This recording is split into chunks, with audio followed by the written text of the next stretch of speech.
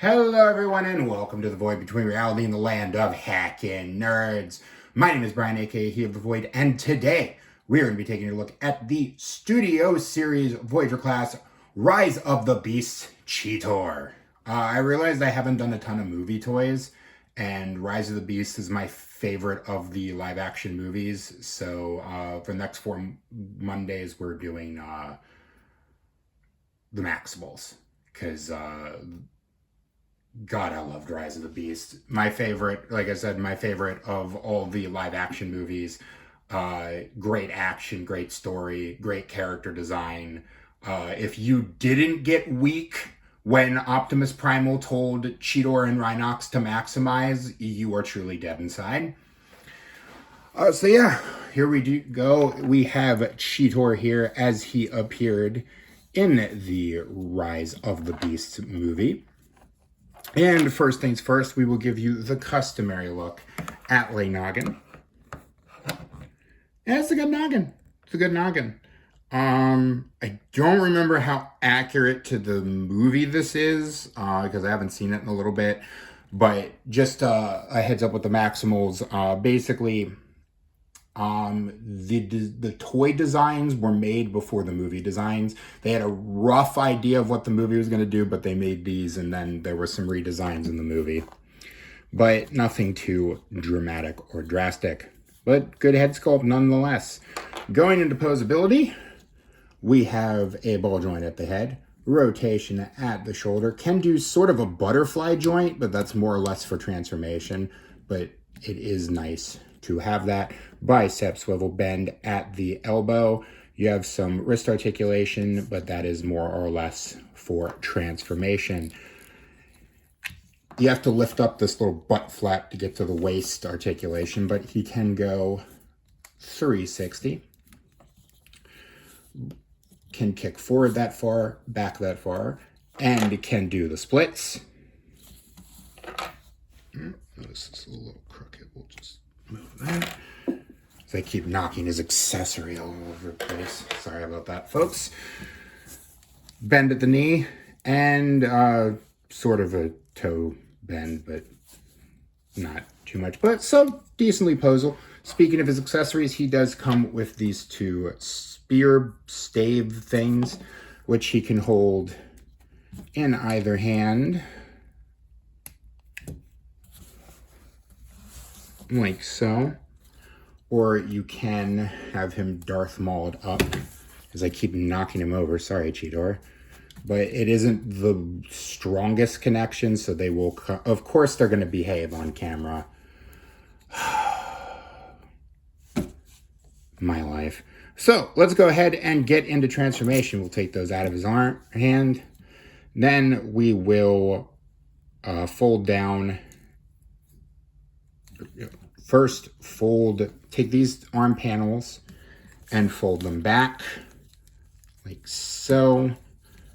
Then we're going to come to the chest, open up the chest, then come to the back and open up the back like that. Fold out the cheetah head and fold up this little neck piece, like so. Fold in the robot mode head and close up the chest, and then close up the back and pull that down. Then we're going to come to the arms. And there are tabs on either side of his, I don't know how well you can see that, right there and right there. And we're gonna just slot that in like so, and then push that neck piece in, then fold, or turn these around like that, turn the hands, and just fold down the feet. Then we're going to come back to the legs. I'm going to take the legs. I'm going to take this panel and we're going to unpeg it. And there is a tab there, slot there. And just plug that in like that. Same on the other side. Then we're just going to turn this down and we're going to take this section and just fold it up like that. And then fold that down on that hinge. Same on the other side. Then we can take the butt flap and just snap that in. There's a peg there and a tab there. And we can fold the tail down And just straighten everything out. And there you go. And there you have Cheetor in his cheetah mode. And it's a pretty slick cheetah mode. Minimal kibble, which I do appreciate on a beast former. Oop, I just snap. Not tons of articulation. You can unpeg the legs to get a bit more of a splayed look, but eh. If you look at the cheetah noggin, nice cheetah noggin, and his mouth does open. But yeah, it's a good cheetah mode. Cheetah mode is good. Good cheetah mode.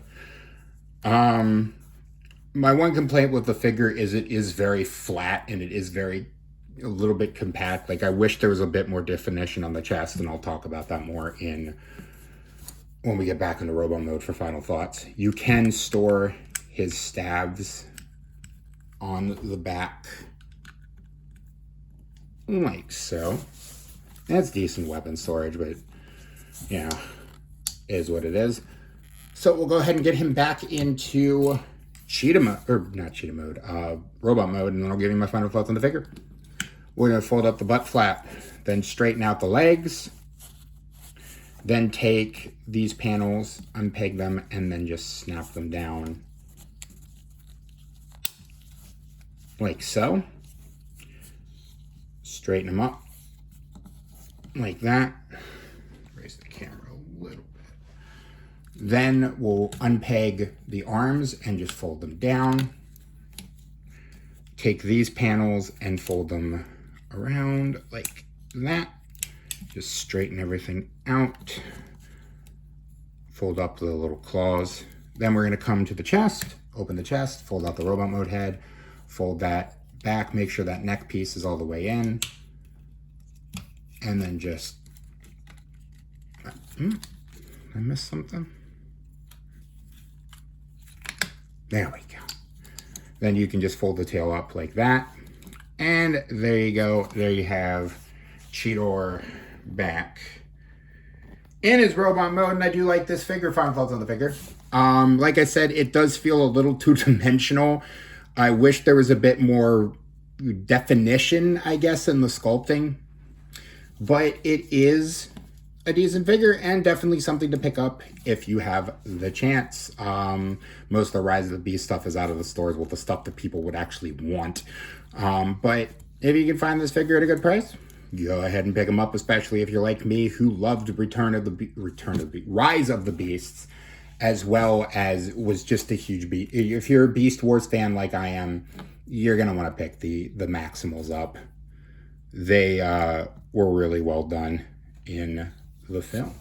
So yeah, there you go. There you have your Studio Series Voyager class Rise of the Beasts Cheetor.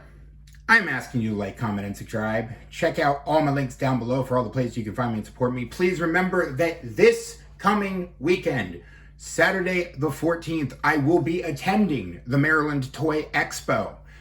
Get your tickets because they are starting to sell out. Come on down, see some really cool vintage toys at the State Fairgrounds in Timonium.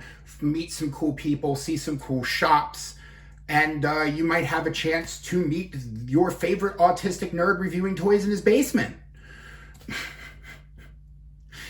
I will be handing out the manliest of hugs and delivering crisp high fives. So come on out, come on down, come see some cool vintage toys and get your chance to meet this nerd. But yeah, there you go. Remember, growing old is mandatory. Growing up is optional. Be curious, be playful, and above all else, be kind. And I will see you next time.